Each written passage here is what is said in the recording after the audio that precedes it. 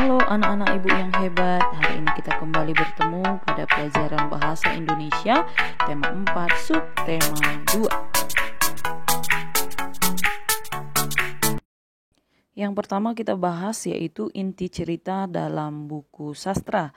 Dalam sebuah cerita kita dapat mengetahui tokoh cerita, peristiwa, inti cerita. Di mana inti cerita dalam buku sastra dapat diketahui jika kita membacanya dengan cermat.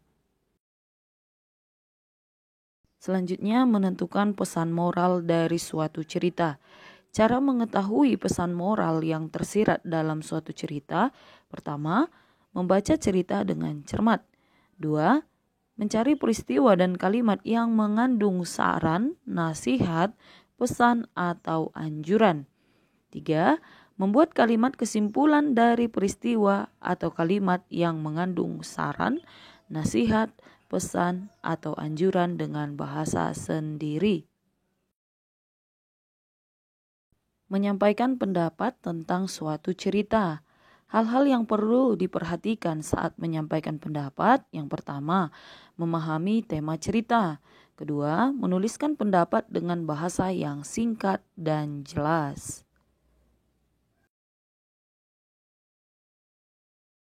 Selanjutnya, memberikan pendapat pribadi tentang pesan moral dari suatu cerita. Apa itu pesan moral? Ya, pesan moral merupakan pelajaran berharga dalam sebuah cerita yang dapat kita jadikan pelajaran dalam kehidupan sehari-hari. Berikut penggalan cerita mengenai Pak Kadir. Pak Kadir hidup bahagia bersama keluarganya. Mata pencaharian Pak Kadir adalah bertani. Ia memiliki sebidang sawah yang tidak terlalu luas. Namun, berkat kerja kerasnya, hasil sawah tersebut dapat menghidupi keluarganya. Suatu ketika, wabah hama menyerang sawah para petani. Pak Kadir sangat sedih. Ia mengalami kerugian yang besar karena serangan hama tersebut. Namun, Pak Kadir pantang menyerah dan tetap bersemangat. Ia pun mengajak para petani di desanya untuk bergotong royong memberantas hama yang menyerang sawah-sawah mereka. Akhirnya mereka berhasil mengalami kesulitan yang dihadapi.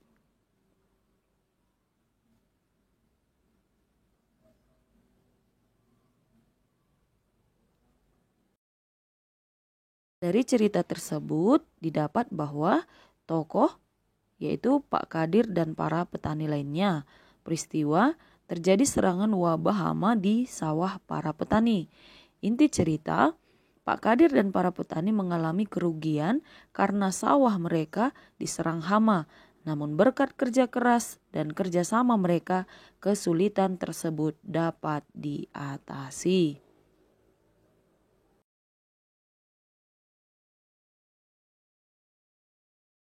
Jadi, pesan moral pada cerita tersebut adalah setiap masalah harus kita hadapi dengan semangat dan pantang menyerah.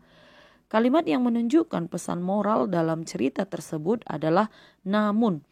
Pak Kadir pantang menyerah dan tetap bersemangat.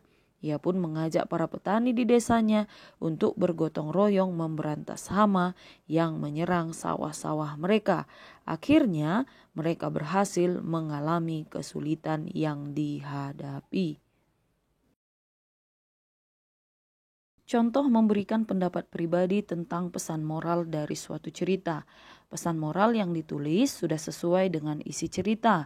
Menurut saya, teks cerita tersebut mengandung pesan agar menjadi orang yang tidak mudah menyerah dalam menghadapi masalah yang terjadi.